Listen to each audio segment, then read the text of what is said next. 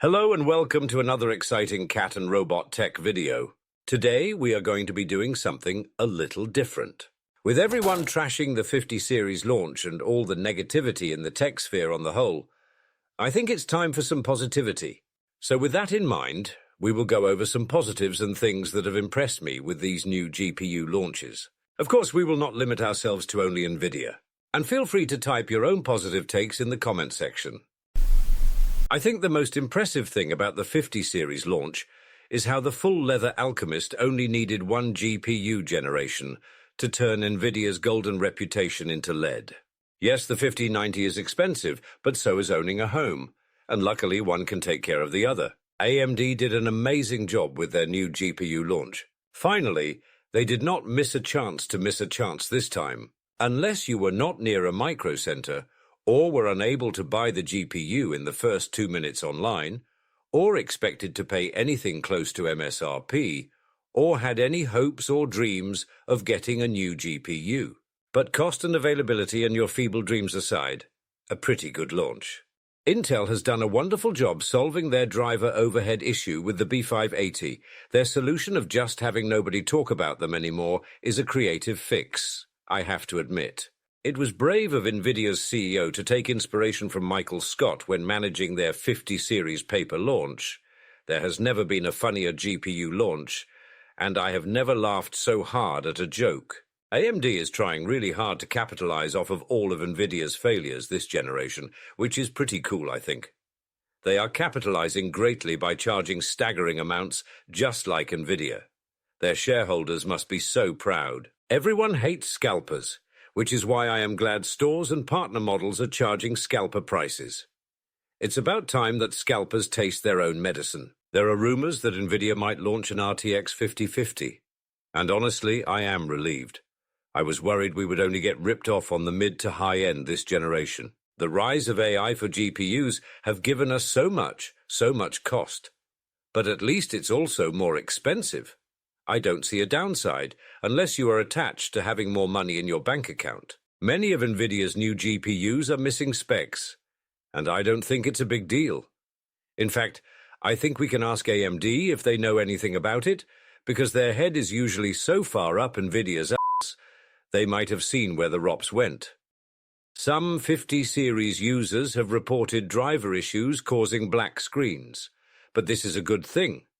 Those black screens are actually a preview of DLSS 5, where you close your eyes and imagine the frames.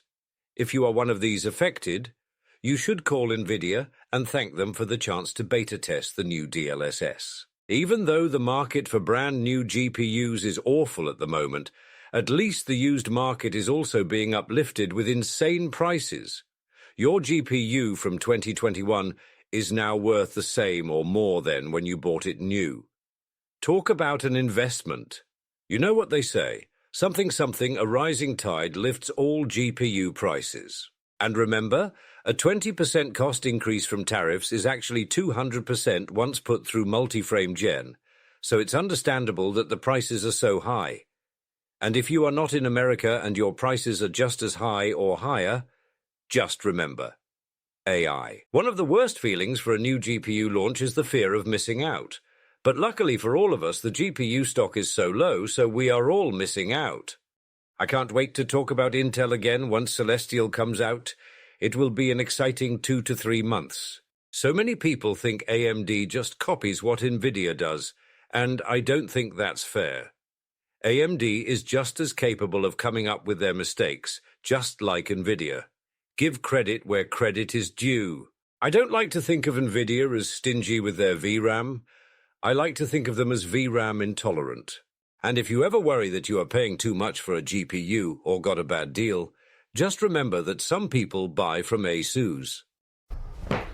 Emotional damage! Where's the therapy button? Fun fact, there are more one-liners in this video than people who were excited by the 5070's launch. Is that positive? I think so. Oh, stop booing. There's nothing wrong with it. There are dozens of us.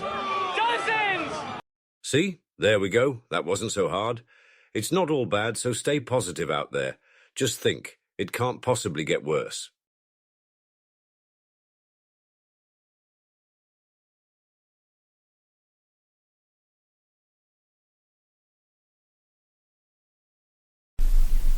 In our last video, the WWE blocked the entire 30-minute video for using a 10-second clip of the meme of The Undertaker appearing behind AJ Styles. Here is a still from it for reference.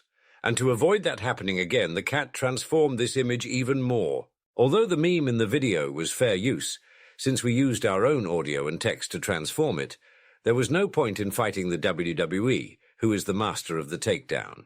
But still, the cat is spiteful. So here is that same meme rendered through MS Paint.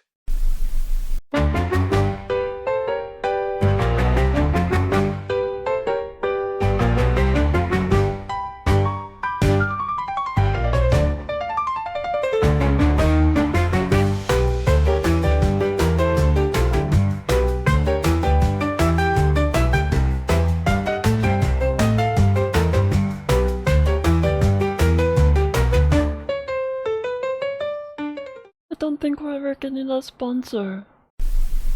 And last video, the cat also forgot to shout out our wonderful channel members. If you want your name to appear here, feel free to join. But if not, that is okay too.